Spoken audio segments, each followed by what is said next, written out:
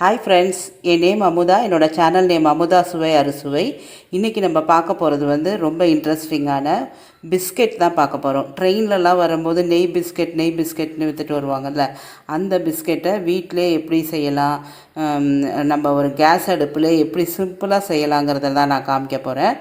அதுக்கு என்னென்ன தேவையான இன்க்ரீடியன்ட்ஸ் என்னென்னங்கிறத சொல்கிறேன். இப்போ நெய் பிஸ்கட்டுக்கு தேவையான இன்க்ரீடியன்ட்ஸ் வந்து மைதா மாவு இந்த பெரிய கப்பால், அதாவது இது வந்து 200 கிராம்ஸ்னால் நான் 400 கிராம்ஸ் வந்து மைதா எடுத்துக்க போகிறேன். இதால் 2 கப்பு நான் செய்ய போகிறேன். எனக்கு வந்து பிஸ்கெட் வந்து இன்றைக்கி ஆர்டர் தான், நான் ஆர்டரில் இருக்கிறது தான் நான் செய்து காமிக்க போகிறேன். இது 2 கப்பு மைதா மாவு எடுத்திருக்கேன். அந்த 2 கப்புக்கு 1.25 கப்பு நீங்கள் சுகர் பவுடர் போடணும். அதனால் நான் வந்து 1 கப்பும் ஒரு அரை கப்பும் சுகர் எடுத்து வச்சுருக்கேன். இன்னும் கொஞ்சம் ஆட் பண்ணிக்கலாம். இது வந்து தேவைன்னா ஆட் பண்ணிக்கலாம், இல்லை மைல்டாக போகணுன்னா இதோடய விட்டுடலாம். அப்புறம் ஏலக்காவும், இந்த நெய் பிஸ்கெட்டில் வந்து ஏலக்காய் தான் போடுவாங்க ஃப்ளேவரு, அதனால் ஏலக்காவும் கொஞ்சம் சர்க்கரையும் போட்டு அரைச்சி வச்சுருக்கிறேன். அப்புறம் நட்ஸு வந்து பாதாம், முந்திரி எல்லாமே எடுத்து வச்சுருக்கிறேன். எல்லாமே நைஸாக கட் பண்ணி வச்சுருக்கேன். இதுக்கு தேவையான அளவு நெய் எப்படி மெஷர்மெண்ட்டுங்கிறது பிசையும் போது நான் உங்களுக்கு காமிக்கிறேன். அப்ராக்சிமேட்டாக இதால் 2 கப்பு மைதா மாவு போடும்போது இதால் 1.5 கப்புக்கிட்ட நமக்கு நெய் தேவைப்படும். அது வந்து நம்ம எப்படி பிசையும் போது முன்ன பின்ன வந்து நம்ம பிசைஞ்சிக்கிற அந்த இதை வந்து பொறுத்து நம்ம பிசைஞ்சிக்கலாம். அது நான் கன்சிஸ்டன்சி எப்படி வரணுங்கிறத சொல்கிறேன். இப்போ எப்படி பண்ணலான்னு பார்க்கலாம் வாங்க. அதுக்கிடையில் கேஸை ஆன் பண்ணி சால்ட்டு வந்து கொஞ்சம் போட்டு வச்சுட்டேன்.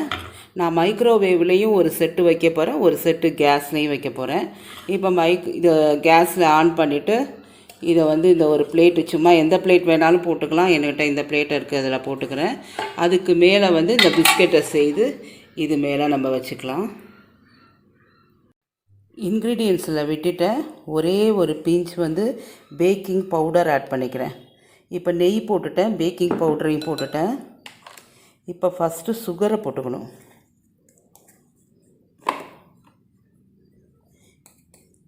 இப்போ என்னோடய கஸ்டமர் வந்து கொஞ்சம் சுகர் வந்து கம்மியாக தான் பிஸ்கெட் கேட்டாங்க. சுகர் வந்து கம்மியாக இருக்கட்டும் அப்படின்னு சொன்னாங்க. அதனால் நான் கொஞ்சம் சுகர் வந்து கம்மியாக போடுறேன். உங்களுக்கு வேணும்னா நீங்கள் வந்து ஈக்குவல் குவான்டிட்டி போட்டுக்கலாம். இப்போ ஃபஸ்ட்டு சுகரையும் பேக்கிங் பவுடரு அப்புறம் நெய் எல்லாத்தையும் போட்டு நான் ஃபஸ்ட்டு மிக்ஸ் பண்ணுறேன். அப்புறமா தான் மைதா போட்டு மிக்ஸ் பண்ணணும். இப்போ இதை நல்லா மிக்ஸ் பண்ணிவிட்டு உங்களுக்கு காமிக்கிறேன். நல்லா வெண்ணெய் மாதிரி வந்துடணும்.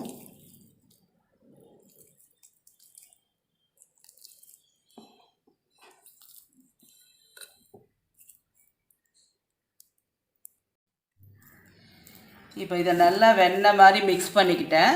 மிக்ஸ் பண்ணிவிட்டு இப்போ மைதா மாவை ஆட் பண்ணிக்கிறேன்.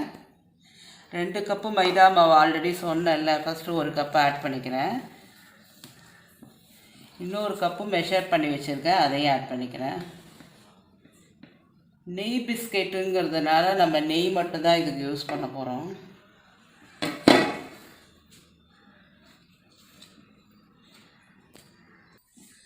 இப்போ ஏலக்காவும் சர்க்கரையும் பொடி பண்ணி வச்சுருக்கோம், இது ஃப்ளேவருக்கு தான், அதை ஆட் பண்ணிக்கலாம்.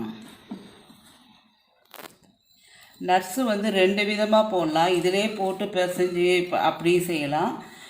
மேலே வந்து டெக்கரேஷனாகவும் போடலாம். நான் மேலே டெக்கரேஷனாக கொஞ்சமும் உள்ளுக்குள்ளே கொஞ்சமும் இது மாதிரி போட போகிறேன்.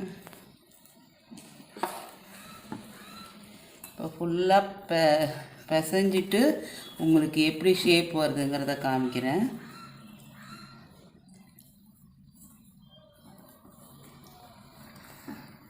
இப்போ மாவு வந்து இந்த மாதிரி பிசையணும். இதுவும் கரெக்டான இது. ஷேப் பண்ணுறதையும் உங்களுக்கு காமிக்கிறேன் எப்படி வேணும்னு. இந்த அளவு பிசைகிறதுக்கு நம்ம வந்து நெய் ஆட் பண்ணணும். அப்போ தான் பிஸ்கெட் கரெக்டாக இருக்கும். அதுக்கிடையில் அவனையும் ப்ரீஹீட் பண்ணிடுறேன், அடுப்பையும் ப்ரீஹீட் பண்ணி வச்சுருக்கேன். எப்படி ஷேப் அடித்து பண்ணலாங்கிறத காமிக்கிறேன். இப்போ அவனை வந்து ப்ரீஹீட் பண்ண போகிறேன். 170 டிகிரியில் 10 மினிட்ஸ் ப்ரீஹீட் பண்ண போகிறேன். ஒரு உருண்டை மாதிரி பண்ணிவிட்டு இப்போ நான் ரவுண்டு ஷேப்பு, நிறையா ஷேப்பும் வச்சுருக்கிறேன் நான். இன்றைக்கி வந்து அவங்க ரவுண்டு ஷேப்பில் தான் அவங்களுக்கு கொடுக்க போகிறேன்.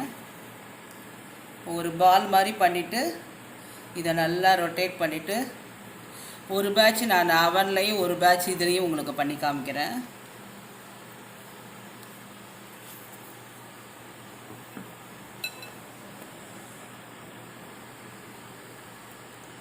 இப்போ இது மேலே வந்து நட்ஸ் வச்சுக்கலாம். அப்படி நட்ஸு தான் வைக்கணும்னு இல்லை, ஃப்ரூட்டி எது வேணாலும் வச்சுக்கலாம். இது சின்ன பசங்க பர்த்டேக்காண்டி நான் பண்ணுறேன், அதனால் நட்ஸு போட்டிருக்கேன்.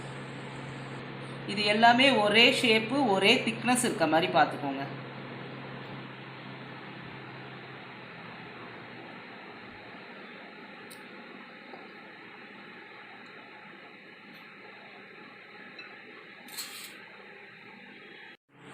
இப்போ நல்லா ப்ரீஹீட் பண்ணியாச்சு.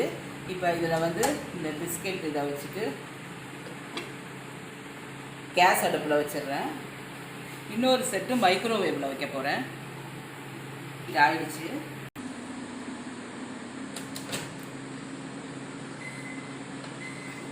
திருப்பி 10 நிமிஷம் செட் பண்ணிடுறேன்.